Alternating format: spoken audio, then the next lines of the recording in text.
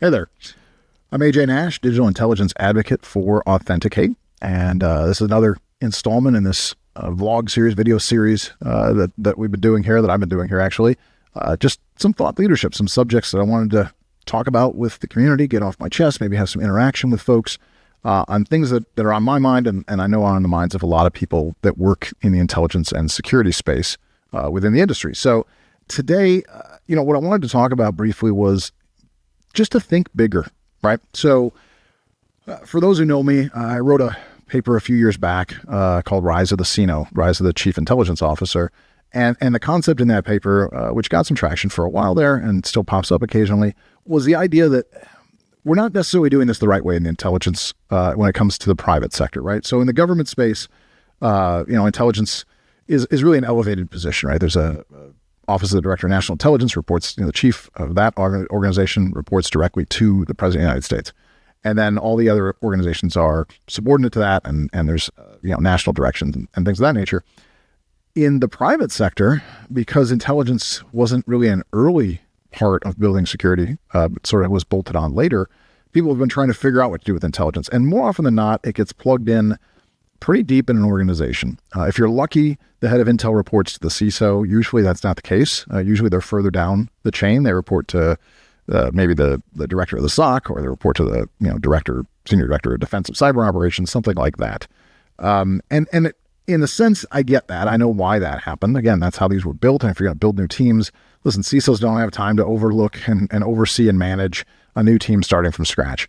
And that's all well and good. But at some point, we need to be able to raise that up. And I'm going to explain why. I did a bit in the paper, but I'm going to explain what I think about it still now. So going back to that government position, let's use NSA as an example. Everybody's pretty familiar with NSA. I grew up there. When I was there, nobody was familiar with it. Things have changed. But people are pretty familiar with NSA. And NSA's mission, for those who aren't familiar, I guess, is foreign intelligence. They don't direct intelligence operations towards the United States or U.S. citizens. It's not a political discussion. We'll just leave it at that. But foreign intelligence is their job. But it's global, and it's for anything related, to U.S. interests. If you took NSA, and instead of having that level, if you said, we're going to take NSA and we're going to put it under Central Command. CENTCOM is U.S. military in Florida, and it's focused only on the Middle East.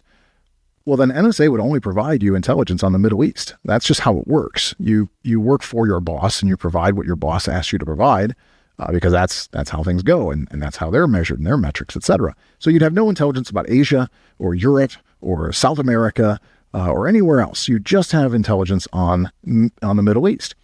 That'd be a pretty big waste of resources, quite frankly. And it wouldn't provide you a lot of results, compared to the rest of the world. You'd have a lot of blind spots. But that's what we're doing in the private sector. We take the intelligence team and we put them under defensive cyber operations. And then they're going to be beholden to whatever that director or senior director's KPIs are, whatever they're measured on for their career advancement. It isn't going to be the holistic picture of an entire company. It's just going to be that organization. And again, that ends up being a bit of a waste of resources. Whereas if you took that same role, that director of CTI, or the director of intelligence, cyber intelligence, whatever title you're going to use for that, I could have a whole different discussion, by the way. I think it should just be called intelligence. But if you elevate that position, as I said, this chief intelligence officer, for instance, now you're getting direction directly from the top, right? From the CEO, from the board, at the C-level, and everybody else is now a customer of the Intel organization, which is how it works in the government space. They don't work for the Intel organization. The Intel leadership is peered across, so their peers are going to be all the C-level functions who are then all their customers. And so you get a better understanding of the entire picture of what an organization needs, what a company needs from an intelligence standpoint. You can get not just the cyber piece, but also the physical component. You can get intelligence needs that are related to mergers and acquisitions, for instance. Obviously, there's some other bits and pieces. There can be business intelligence tied to that. But it's a holistic approach that is going to be a much better way of doing business when it comes to intelligence. It's going to be faster. It's going to be more efficient. It's a much better use of resources. Intelligence is expensive. Listen, you're going to build an Intel program at an enterprise level, you're going to spend millions of dollars. That's just how it's going to be. When you get the right people and the right tools, the accesses, it gets expensive. There's just no other way to look at it. It's a lot less expensive, by the way, than getting hit with ransomware. So I can make an argument for why there's value there. But everything together is going to have some expense. Does it make more sense to have all those expenses tied towards whatever the the SOC director's main concerns are, or the entire enterprise. Because honestly, it's going to cost about the same amount of money. It just is. You're going to get your intel requirements in if you're doing the proper intel process, and then you're going to develop intelligence collection and production and dissemination based on those requirements. And whether those requirements are coming from the C-level, from the board, the CEO, or whether they're coming from the director of the SOC, there's still going to be requirements. So it makes a lot more sense to move it up. And that's why I keep telling people to think big. Intelligence should be tied to M&A.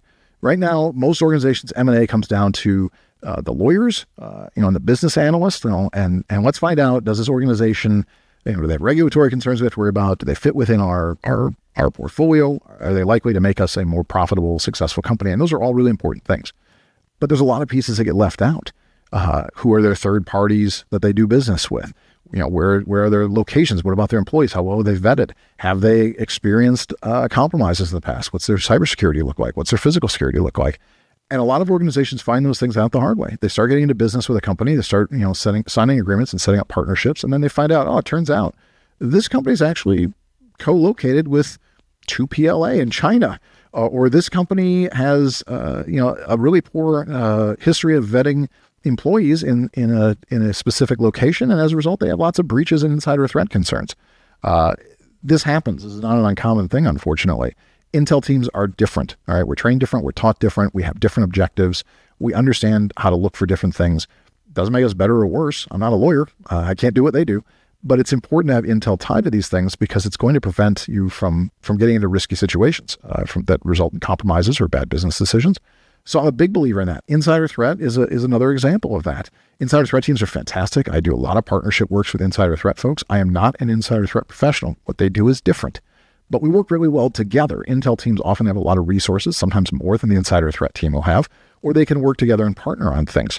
And it's important to do that. Again, you're going to spend this money. You're going to get these people, you're going to get these tools, you're going to spend this money to build this intel program. You can make better use of it and you can be more successful if it's an elevated program. And that's why I'm always telling people, just think bigger. Don't just think about cybersecurity. Don't just even cyber and physical, which would be a big move forward for a lot of people, but not even just that. Like I said, insider threat, M&A, there's opportunities to work with HR on things. There's a lot of areas that people aren't exploring when it comes to their intelligence program. And if you do that, you're going to get more return on investment. It's also going to be easier, by the way, for those trying to build a program. It's going to be easier to maintain that program if you can get more people in the organization to advocate for you, show more value.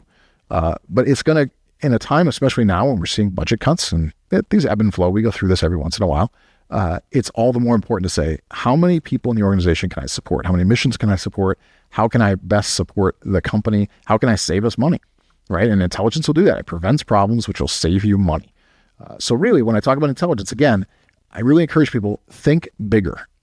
All right, that's it. That's my time for today. Again, my name is AJ Nash. I'm digital intelligence advocate here at Authenticate. If you have any questions, comments, concerns, complaints, challenges, whatever it might be, feel free to reach out to me. I'm happy to talk to anybody anytime. You can jump on a phone, jump on email. We can do a webinar, a podcast, whatever you'd like. I'd like to learn more about what people think about these conversations and what we can do to help make everybody just a wee bit safer. All right, so thanks again.